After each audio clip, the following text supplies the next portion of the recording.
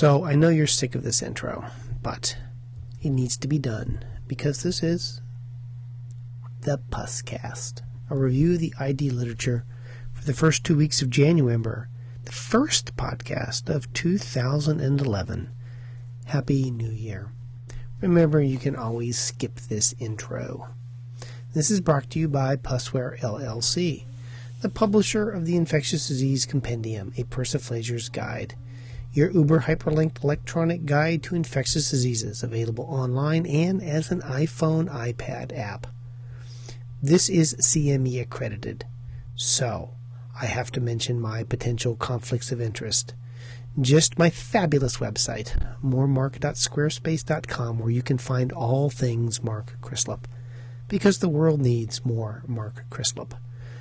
The CME is brought to you by Legacy Health and the ever-helpful Susan Harden. Thank you, Susan. I have so many things in my multimedia empire I could pimp, but you'll just go to moremark.squarespace.com where you can find all those things about me. Because, as I say, the world needs more Mark Crislip. Now we shall move on to the literature. The first study is from the anesthesia literature.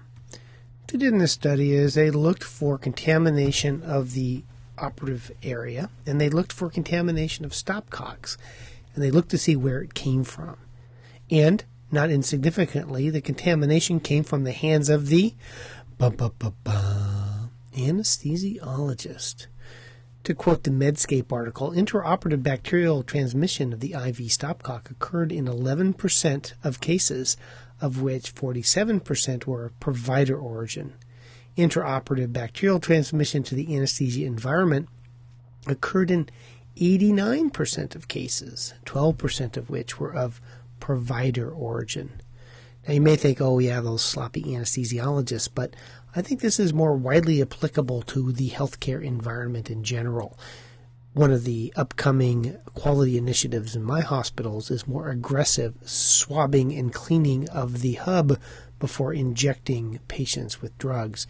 I've often wondered if that was an inadvertent source of hospital infections. Of course, it happens rarely that bacteremia leads to infection. Endocarditis would be the classic example of a rare infection where a transient bacteremia seeds something important.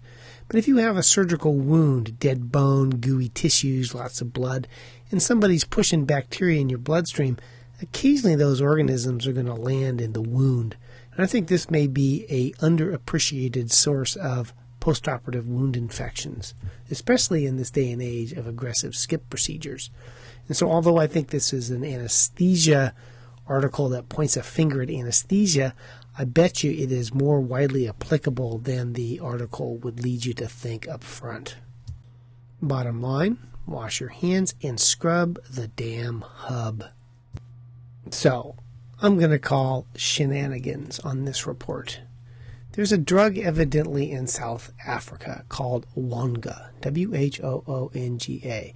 Now, every report calls it highly addictive marijuana cocktail. So, what's in this highly addictive marijuana cocktail? Well, it's marijuana that's laced with, amongst other things, detergent and rat poison, they say, and evidently efavirenz. And the big brouhaha over this is that patients in South Africa are being mugged for their medication so that can be mixed in marijuana and smoked as Wonga, W-H-O-O-N-G-A. I don't see anything in there that sounds particularly addicting to me, although the reports are all breathless about how patients are addicted after only one hit of Wonga. Seems so unreal. The other thing which this seems hysterical is that people are trying to become HIV positive so that they will get their meds for free to lace their Wonga. Again, I call shenanigans. While there may indeed be a Wonga, the whole brouhaha sounds like a load of crap to me. Sort of like jenkem, which is supposedly fermenting your own poo and getting high off the fumes. I always like the other term for jenkem is called butt hash. But I think Wonga sounds like media hysteria, with all the rumors being repeated over and over again. See if I'm right. That's my prediction, though. H1N1 is called the swine flu. Well, there was an outbreak of H1N1 in a Canadian swine farm. The humans became infected first. 7 of 37 humans developed swine flu. And then they went on and gave it to their pigs. Subsequently, about 2.5% of a 1,300 pig herd became infected with swine flu. Maybe the pig should call it human flu under those circumstances. Both groups had a mild illness. Now, in the past, outbreaks of human flu have been traced to pigs, but this was nice epidemiology to confirm that pigs can get it from humans, and then you get sort of this back and forth of influenza in both species. In this case, both species had mild infections, but at least the pigs weren't stupid enough to ask for oxocillicoccinum. So, I suppose, should healthcare providers get the flu vaccine so they don't give it to their patients? Probably. Should pig farmers get the flu vaccine so they don't give it to their pigs? Probably. At least if you want to protect your pigs from getting the flu. Some vaccines are not an all-or-nothing phenomenon. Some will just lower your chance of getting disease, not to take it to zero. For example, it's estimated that there are 1 million cases of herpes zoster each year in the United States. And just recently, my dad asked me, should I get the vaccine? I said, is a pig's ass pork? Well, absolutely, although the pork may have flu in it. But this was a retrospective study of Kaiser and looked at the results of varicella zoster vaccination in the elderly. And it was of benefit. Well, what kind of benefit would you ask? So if you had the herpes zoster vaccine, your rate for getting zoster was 6.4 per 1,000 person years. If you didn't get the vaccine, it was 13 per 1,000 person years. So it about halves your risk of developing zoster. It also decreased overall the risk of developing ophthalmic herpes zoster, which really is associated with postherpetic neuralgia, and hospitalization for herpes zoster. So if you're over 60, which you can tell your patients, well, not if you're over 60, but if your patients are over 60, you can tell them that getting the vaccine halves their chance of getting zoster. So women get HPV and subsequently get cancer from HPV, but they get it primarily from men. But how common is HPV in men? So this study collected 3,463 specimens from men aged 16 to 24 who had 1 to 5 female sexual partners, and they did swabs looking for HPV. I'm not certain that this was the best study for someone's self-esteem, because I quote, baseline external genital lesion inspection was conducted using a magnifying glass. That just somehow wouldn't go over well with everybody. Oh, I'm such an infant.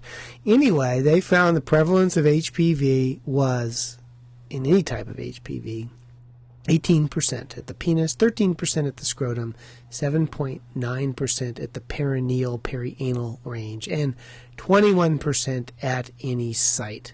And of course, the more partners you had, the greater likelihood you were for carrying HPV. But still, that's pretty impressive rates of having a 21% carriage rate.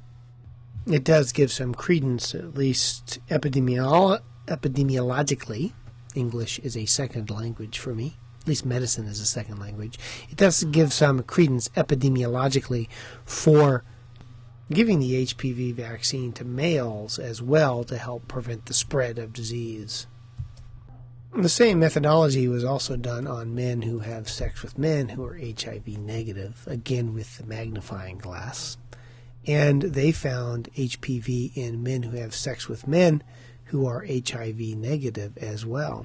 The rates in this group were 18.5% at the penis, 17% at the scrotum, 33% in the perineal, perianal range, 42% in the anal canal, and 48% overall.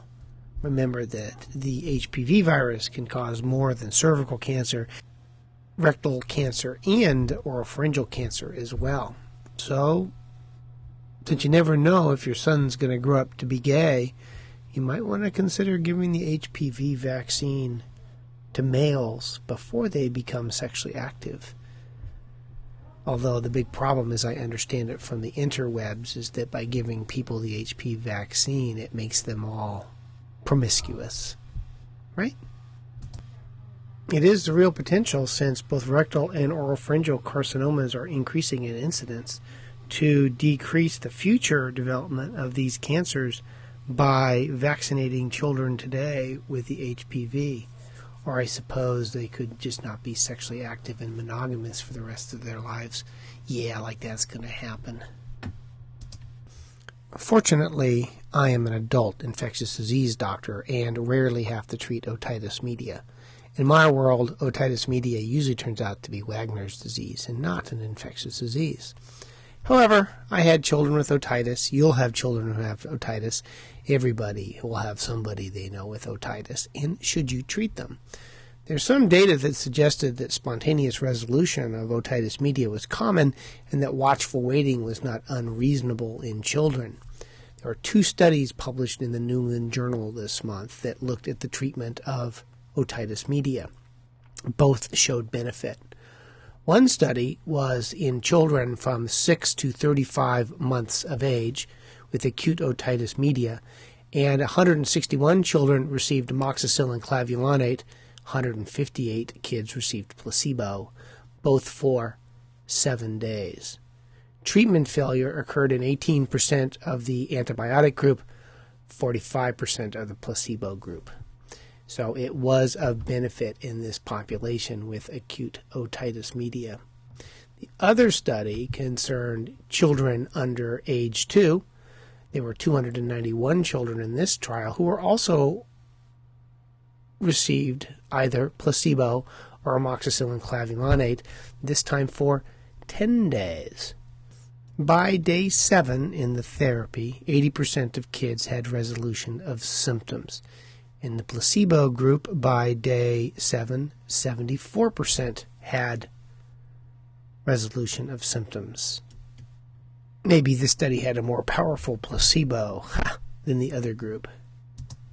The first study had better results with a p-value of 0.001, where the second study's p-value was 0.04, but both suggest that the treatment of otitis media is of benefit in resolution of symptoms in children under age 2.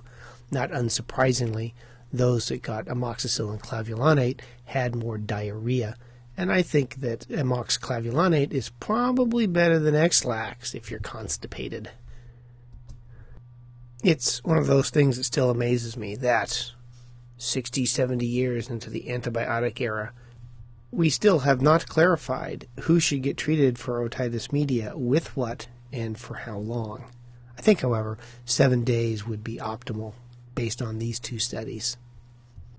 Sometimes things are just sort of fun. Maybe not for the patient, but you got to admire the headline. This one is called Chromoblastomycosis After a Leech Bite Complicated by Myiasis. So this is a guy in Laos who got bit by a leech. He subsequently developed this cauliflower-like growth that on biopsy grew Fonseca pedioceae, which is one of the etiologic agents of chromoblastomycosis, a chronic cutaneous mycotic infection of patients who live in the tropics and subtropics. However, this lesion was subsequently colonized, as it were, by fly larvae, and they withdrew 22 Chrysomia bizania, I probably pronounced those wrong, fly larvae. So here's a guy who gets bit by a leech. You're already not being very lucky. You get a secondary fungal infection. God's not particularly happy with you. And then it ends up filled with fly larvae. Some people just don't have the luck. I realize this is of no importance to anybody who's not pulling the African queen through a swamp, but I just thought it was too cool for school. What is the cause of irritable bowel syndrome. Got me. But maybe it's due to an altered bowel flora. This, if the case, might respond to antibiotics. So this study was published in the New England Journal of Medicine, and they gave patients with IBS without constipation rifaximin. They gave rifaximin for 2 weeks or placebo for 2 weeks. And the patients who received rifaximin had benefit in their symptoms up to 10 weeks after stopping the antibiotic. I think that's interesting. And it'll be curious to see as time goes on what the intestinal microbiota of IBS patients is compared to normal people. The big problem with bowel flora is that we can only grow about 5% or so of the organisms in and on us. They do say one thing which I would be leery about. It says it is associated with a low risk of bacterial resistance. Well, there was a recent study, I think I mentioned it last time, that patients who take rifaximin are more likely to develop rifampin-resistant Staph aureus. So it's not a trivial thing to do from a staph point of view, but might be a good thing to do from an IBS point of view. Now, how long patients should be on this drug and under what circumstances, well, I'm sure they're doing more studies. What should the dosing of vancomycin be with C. difficile? Should it be 125, 250, or 500 QID? Now, the powers that be recommend higher doses in severe diseases, but it's not based on what you call good clinical trials. So someone did pharmacokinetic studies of vancomycin. They measured poo levels. Now, the important number to remember is that the MIC 90 of vancomycin against C. difficile is 1. So if you gave 125 milligrams QID of vancomycin, your levels of vancomycin in the poo were around 1,000 micrograms per mil. At 250 it was around 2,000, and at 500 it was 4,000 micrograms per mil of poo. Remember, the MIC is 1. So 125 QID by pharmacokinetic parameters should be sufficient. However, interestingly, at the 125 QID dose for the first day or so, there was much less vanco recovered in the stool. And they suggest that perhaps patients should have higher doses for the first day or two and then back off. Sort of like you do with the blood infections. You load and then give the maintenance dose. Perhaps you should do that with stool levels for C. difficile as well. However, given those numbers in the stool, I don't see at this point, and this is a rethinking of my thoughts before, that you really need to give higher doses for disease. The vitamin D pathway is probably more important, because I'm an infectious disease doctor, for infections than it is for bone density. There is a genetic polymorphism of the vitamin D receptor gene called the TT polymorphism, and them what have that are more likely to develop tuberculosis. This study published in the Lancet looked at the effects of vitamin D high dose, which was 2.5 milligrams 4 times a day, or placebo, in patients with tuberculosis. And they found that people cleared their sputum faster if they were receiving vitamin D or not, and it was most beneficial in those that had the TT polymorphism. So you're probably helping out a defective receptor by giving more vitamin D for it to interact with. Still, the data in vitamin D and tuberculosis is being worked out, but it is one of the many infections that may be worsened by deficiency, and in normal people may not be helped by repleting, but in abnormal people, i.e. those with polymorphisms, may benefit from higher dose vitamin D. And since it is difficult to find testing in the routine lab for vitamin D polymorphisms, it may not be unreasonable in given situations to treat people with tuberculosis with vitamin D. And now, your favorite part and mine, the hodgepodge. All those things that are worth just a couple quick lines, but I think still need to be said. Sort of like telling you you have a booger hanging out of your nose. So first, histoplasma. It's found in Australia and reported series out of Queensland and North New South Wales. So they have North New South. They probably have Southern New North Wales, too. It's probably a different histo than found in the United States genetically, but there is histo in Australia. There's also an increase in blastomycosis in Indiana, and this, they've reported, is probably due to a recent resurgence in highway work. So they're stirring up all the blastomycosis and getting into the environment so that people can get blasto in Indiana. Speaking of funguses or fungi, there's a series of cases who had invasive fungal disease after remote inoculation of funguses. What they did is they had splinters, and the splinters festered quietly until they got a transplant and then cut loose with invasive fungal disease from the history of prior and distant trauma.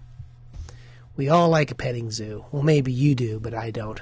But cryptosporidiosis has been spread in petting zoos in England and Wales, and probably at a local petting zoo near you. I think of Babesia is primarily found in the American Northeast, but there's a report of 2 cases of Babesia in normal people in France. So there's probably Babesia in Europe, and they note that serologic studies indicate it's probably more common than suspected when you're traveling through Europe. How do you treat Mycobacterium ulcerans? Who cares? Well, you do, because you're listening to this podcast. But this study used rifampicin and clarithromycin for 8 weeks and cured everybody with Mycobacterium ulcerans, otherwise known as the Breuili ulcer. You've heard of the Breuili effect. That's where your toilet flushes to the left below the equator and to the right above the equator. There is BCG, as you know, is used for bladder cancer, and occasionally patients get infected with the BCG. There has been low-level INH resistance in BCG, so do not rely upon INH alone if you should get a patient with disease from BCG after bladder installation. Older people, amongst other things, get more adverse events treating their latent tuberculosis. This according to the Canadian, the CMAJ, a Canadian medical journal. I don't know what the CMAJ stands for, except Truth, Justice, and the Canadian Way. If you have arsenic in your water, you're more likely to get tuberculosis. Not a problem in the United States, but there are parts of the world where there is significant arsenic, but no old lace found in water, and it increases the risk of developing tuberculosis. Telavancin is equal to vancomycin for hospital-acquired pneumonia due to gram-positive cocci. Since vancomycin is a piece of crap, you can then conclude that telavancin is a piece of crap. A meta-analysis on secondhand smoke exposure in kids shows that it increases the risk of bacterial infections. It's that lovely term, fecal oral.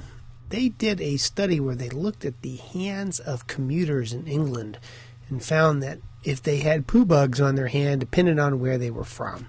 So 5% of Londoners and 4% of Birmingham had poo on their hands, or poo organisms, where 10% of those from Liverpool, I want to hold your hand, I don't think so, Mr. McCartney, and 19% of those in Newcastle. They found that contamination risk decreased with age and better personal hygiene. Also, soil contact and shaking hands increase contamination with fecal bacteria. I think the take home is that if you go to Newcastle, don't shake anyone's hands. Speaking of public transportation, since they were doing this on commuters, there's a study that looked at the importance of TB transmission on spread in people who took public transportations, and we talked about 12 published reports where people got their TB from being on bus excursions and the like. Also, in another study in British Medical Journal, people who took public transportation were more likely to develop acute respiratory tract infections.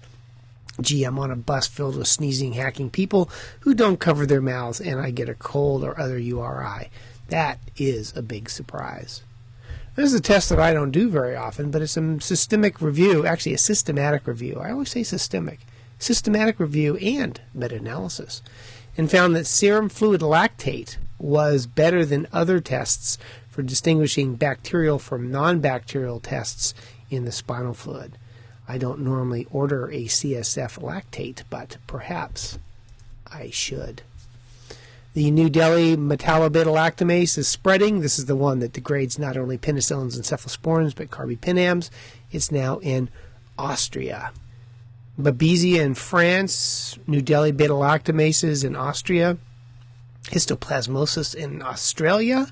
I don't think I want to travel anytime soon. Now, where did the cholera in Haiti come from? And don't tell me diarrhea.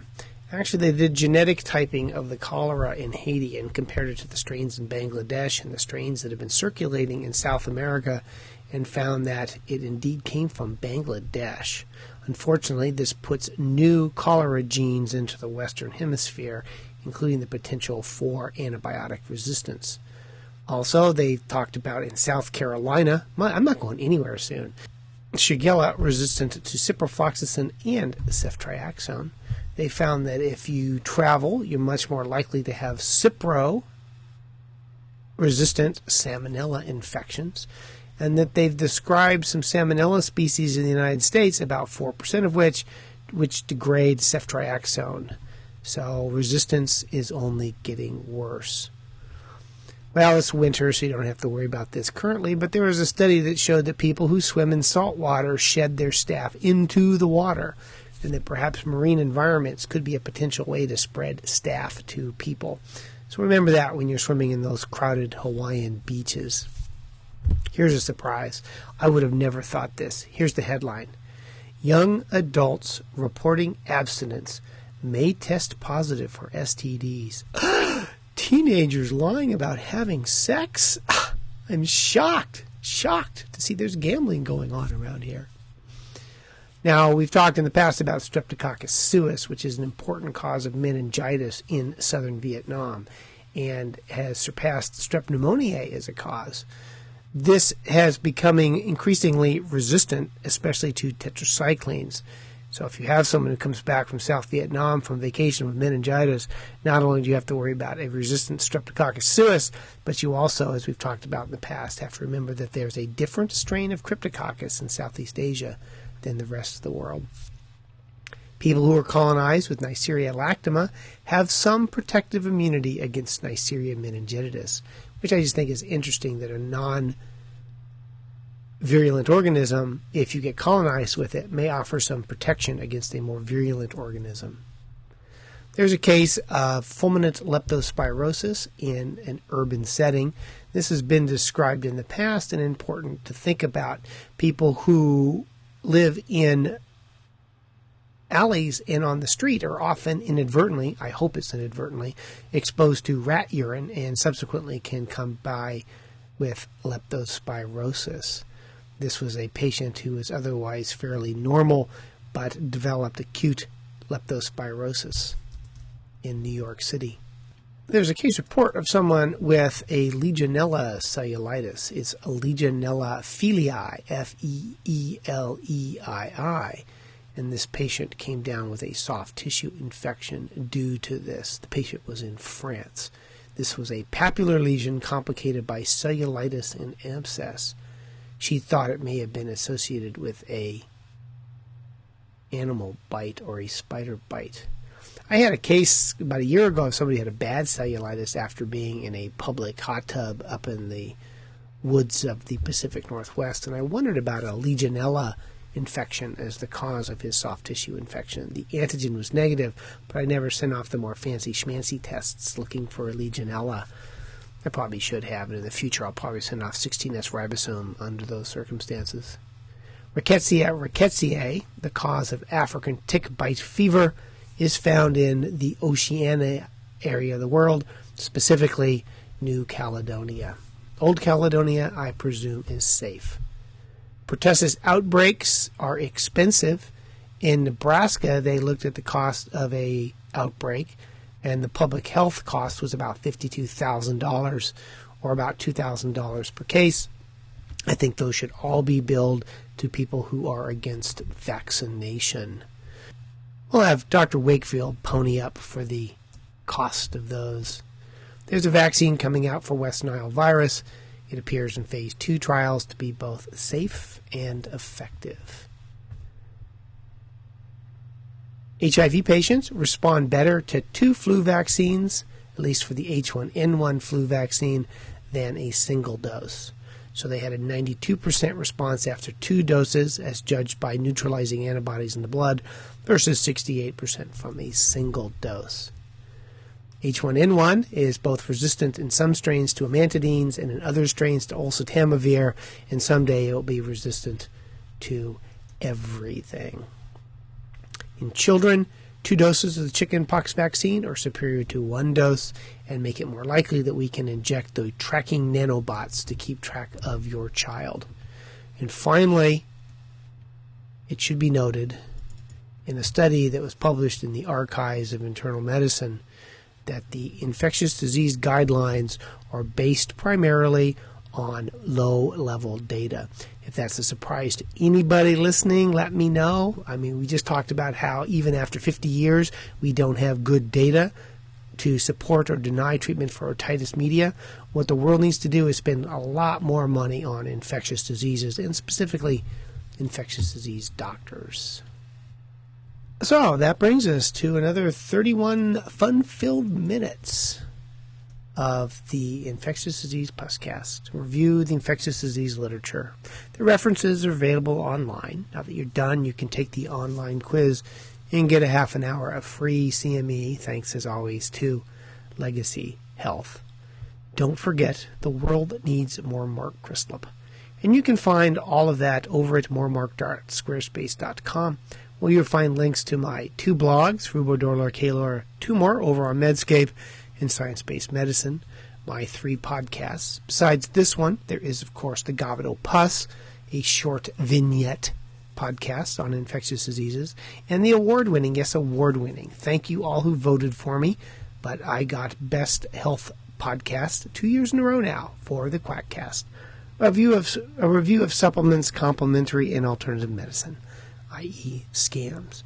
There's also my iPhone app, and I collected my first year's blog entries, rewrote them, expanded, clarified them, and allegedly got rid of the typos. I say allegedly. God knows I probably need an editor for typos. I have a inability sometimes to see typos, but it's all collected and available as an ebook on Amazon.com and Lulu.com, so you can read it on virtually any computer, your iPhone, your iPad, your Kindle, even your Linux machine. So that ends the endless pimping of all things me, and we'll see you next time. And as always, thank you for this most interesting consultation, allowing me to participate in the care of this most difficult and challenging case. I shall continue to follow along with you. Thank you. In dictation, goodbye.